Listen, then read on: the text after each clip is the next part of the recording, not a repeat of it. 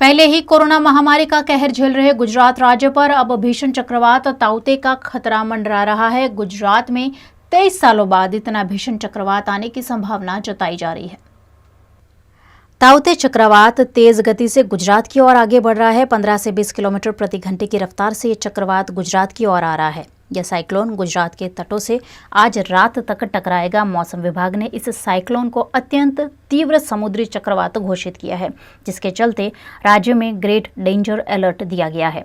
चक्रवात के चलते सौराष्ट्र में करीब 10 इंच जितनी बारिश की संभावना भी जताई जा रही है। सौराष्ट्र के विभिन्न जिलों से राज्य सरकार ने 2 लाख लोगों को स्थानांतरित कर दिया है ताकि उन्हें जानमाल के नुकसान से बचाया जा सके। 19,000 मछुआरे समंदर से वापस लौट आए हैं।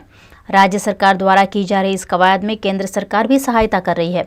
गुजरात के गिर सोमनाथ, अमरेली, भावनगर, पोरबंदर और जूनागढ़ जिले चक्रवात का ज़्यादा असर यहाँ देखने मिल सकता है। वहीं मध्य गुजरात, दक्षिण गुजरात के शहरों में भी चक्रवात के असर के भागरूप तेज हवाएं और बारिश दर्ज की जा रही है। करीबन 15 जिलों में 170 से 175 किलोमीटर प्रति घंटे की रफ्तार से हवाएं चलने की संभावना है। ऐसे में एनडीआरएफ की 44 टीमों को तैनात कर दिया गया है और एसडीआरएफ की 6 टीम भी मुस्तैद है। आज रात 8 से 11 बजे के बीच पोरबंदर और महुआ के बीच चक्रवात के टकराने की संभावना है। चक्रवात की तीव्रता को देखते हुए गुजरात के वेरावल और जाफराबाद बंदर को सबसे भयानक 10 नंबर सिग्नल लगा दिया गया है।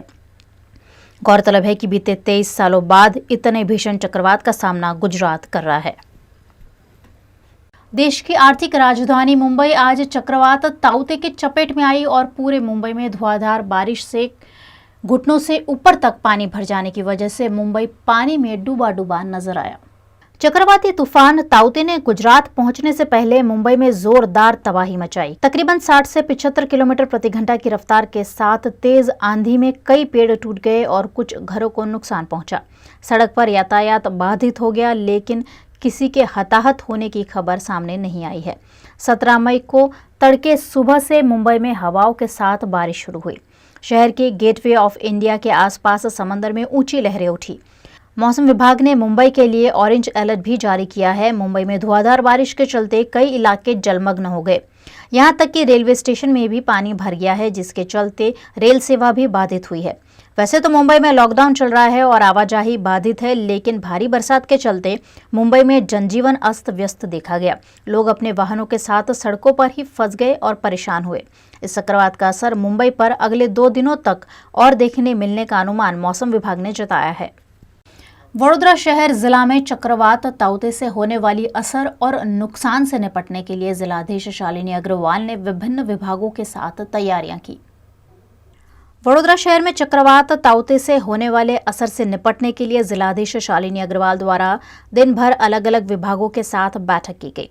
चक्रवात से होने वाली असर से निपटने पर भी बैठक में चर्चा की गई। चक्रवात से लोगों का बचाव और राहत के भागरूप जिलाधीश कार्यालय द्वारा म्युनिसिपल कॉर्पोरेशन और पुलिस के साथ संचालन करते हुए चक्रवात से निपटने की तैयारियां की गई। जिलाधीश शालिनी अग्रवाल ने एयरपोर्ट डायरेक्टर और विभिन्न जिले के अधिकारियों को वीडियो कॉन्फ्रेंसिंग के जरिए सुरक्षा की सूचनाओं पर अमल करने के निर्देश दिए हैं। ताउते चक्रवात की आहट के चलते वडोदरा के अस्पतालों और कोविड सेंटर के डोम में इलाज ले रहे मरीजों को अस्पतालों में शिफ्ट कर दिया गया है। ताउते चक्रवात का खतरा गुजरात पर मंडरा रहा है। ऐसे में कोरोना मरीजों के इलाज में कोई दिक्कत न आए, ऐसी पूरी कोशिश की जा रही है। मौसम विभाग की आशंका के अनुसार वडोदरा शहर में भी पूरी तैयारियां की जा रही है। खासकर अस्पतालों में डोम में जो मरीज इलाज ले रहे हैं, उन्हें गोत्री हॉस्पिटल में शिफ्ट किया जा रहा है। अटलादरा के यज्ञ पुरुष सभागृह में पिछले कई दिनों से सैकड़ों मरीजों का इलाज जारी है। उनमें से जिन मरीजों की स्थिति स्थिर है, उन्हें छुट्टी दे दी जा रही है, जबकि जिन्हें अभी भी इलाज की जरूरत है, उन्हें गोत्री हॉस्पिटल भेज दिया गया है।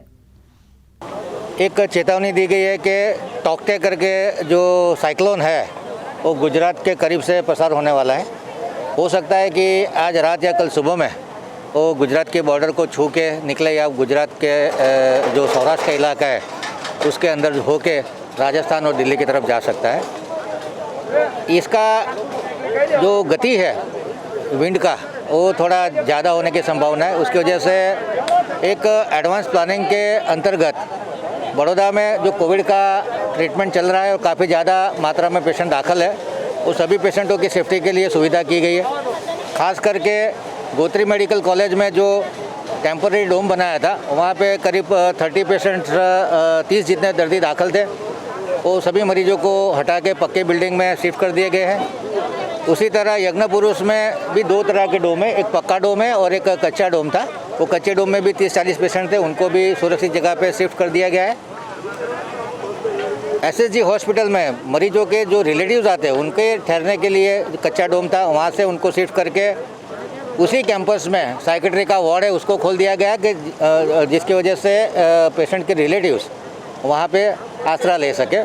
उसी तरह जो समरस पॉलिटेक्निक में हॉस्पिटल चल रही है, वहाँ पे भी दर्दी के रिलेटिव्स के लिए कच्चा डोम बना हुआ था, वहाँ के रिलेटिव्स को भी शिफ्ट करके उसी कैंपस में एक मैस का बिल्डिंग खोल दिया गया ताकि पक्के स्ट्रक्चर के नीचे वो लोग आराम कर सके।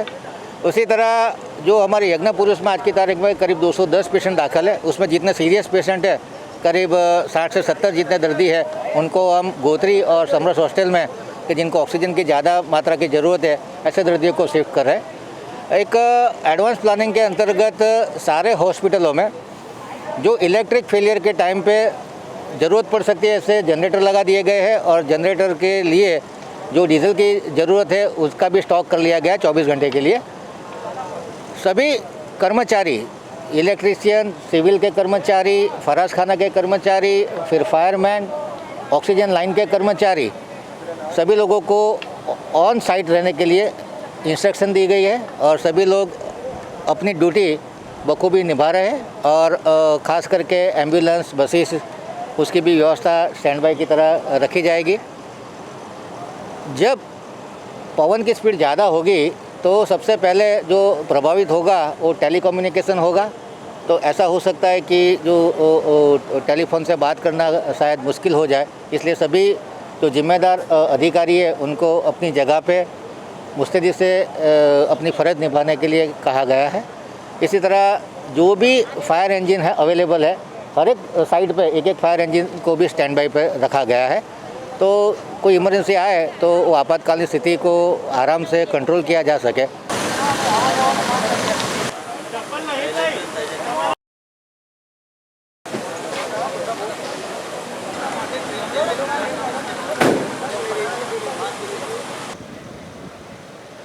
पश्चिम बंगाल की सियासत विधानसभा चुनाव के बाद भी खत्म नहीं हो रही है। यहां सीबीआई की टीम ने नारदा घोटाले में ममता बनर्जी के सरकार के 4 नेताओं को जांच हेतु गिरफ्तार किया है। पश्चिम बंगाल में नारदा घोटाले का मामला एक बार फिर गर्माता हुआ नजर आ रहा है। यहां इस घोटाले की जांच कर रही सीबीआई टीम ने सोमवार को ममता बनर्जी की सरकार में कैबिनेट मंत्री फिरहाद हाकिम, सुब्रतो मुखर्जी, विधायक मदन मित्रा और पूर्व मेयर शोभन चटर्जी को गिरफ्तार कर लिया। सीबीआई के अधिकारी ने कहा कि एजेंसी नारदा स्टिंग मामले में सोमवार को गिरफ्तार तृणमूल कांग्रेस के 3 नेताओं समेत 5 आरोपियों के खिलाफ आरोप पत्र दाखिल करेगी। प्राप्त जानकारी के मुताबिक निजाम प्लस के सामने भीड़ को देखते हुए सीबीआई कोशिश कर रही है कि इन मंत्रियों को कोर्ट में पेश न करके वर्चुअली या पेपर प्रोडक्शन किया जा सके। चारों नेताओं को सोमवार सुबह कोलकाता के निजाम पैलेस में सीबीआई कार्यालय ले जाया गया। इन नेताओं की गिरफ्तारी की खबरें आने के तुरंत बाद पश्चिम बंगाल की मुख्यमंत्री ममता बनर्जी अपने नेताओं के साथ सीबीआई कार्यालय पहुंच गई। इस दौरान उन्होंने सीबीआई अधिकारियों से कहा कि वो उन्हें भी गिरफ्तार कर ले। लेटेस्ट खबरों के लिए यूं ही देखते रहिए वीएनएम न्यूज और हाँ, वीएनएम टीवी की यूट्यूब चैनल को लाइक, शेयर और सब्सक्राइब जरूर करें। और हाँ, इस बेल आइकन को दबाना ना भूलें। इसे प्रेस करते ही आपको मिलेगी वीएनएम टीवी यूट्यूब चैनल की सारी नोटिफिकेशंस और आप रहेंगे खबरों से अपडेटेड।